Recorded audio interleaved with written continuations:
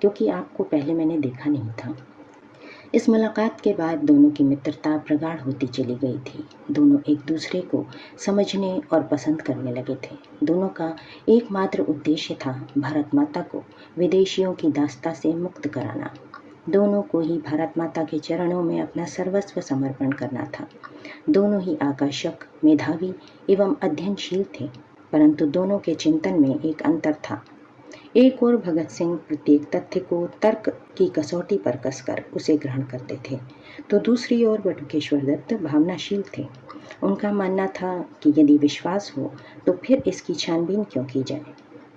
इस प्रकार एक तर्क द्वारा तो दूसरे भावना द्वारा संचालित थे। स्वभाव के इस अंतर के बावजूद दोनों ही सुरुचि संपन्न भावना के व्यक्ति थे तथा दोनों अप्रतिम पराक्रमी एवं साहसी थे। इसके पश्चात बटुकेश्वर की यादों के कुछ और पन्ने खुलने लगे। उन्हें आगरा की बातें याद आने लगीं। कुछ समय के लिए क्रांतिकारियों ने आगरा को क्रांतिकारी योजना का केंद्र बनाया था।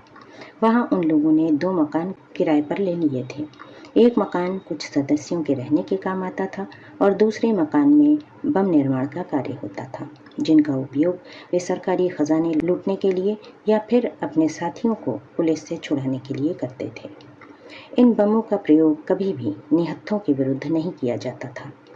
इस मकान में बम निर्माण का प्रशिक्षण देने वाले थे बंगाल के प्रसिद्ध क्रांतिकारी यतीन्द्र नाथ दास, और बम निर्माण का प्रशिक्षण लेने वालों में थे चंद्रशेखर आज़ाद, भगत सिंह, राजगुरु, बटुकेश्वर दत्त, शिव वर्मा, जयदेव कपूर, सदाशिव मलकापुरकर, भगवान दास। वे बम निर्माण से बचे हुए समय का उपयोग किसी श्रेष्ठ साहित्य के स्वाध्याय में करते थे।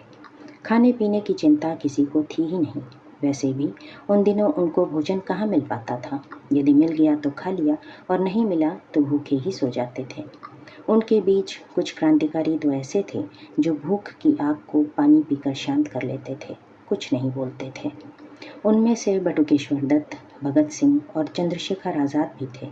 ये लोग अपना भोजन अन्य साथियों को देकर स्वयं भूखे पेट सो जाते थे। बटुकेश्वर दत्त को शिकायत करना पसंद नहीं था और उनके अनुसार शिकायत करना एक तरह की मानसिक कमजोरी थी। बटुकेश्वर दत्त की आंखों के सामने वो घटना जीवंत हो गई कि जब योगेश चंद्र चटर्जी को पुलिस ने गिरफ्तार करके काकोरी डकैती के केस में अभियुक्त घोषित किया था। उन्हें 10 वर्ष के कारावास का दंड सुनाकर लखनऊ जेल से आगरा की जेल में स्थानांतरित किया जा रहा था। भगत सिंह, आज़ाद और अन्य साथियों ने यह तय किया कि जब योगेश चंद्र पुलिस की हिरासत में आगरा पहुंचे तो पुलिस पार्टी पर जोरदार हमला करके उन्हें छुड़ा लिया जाए।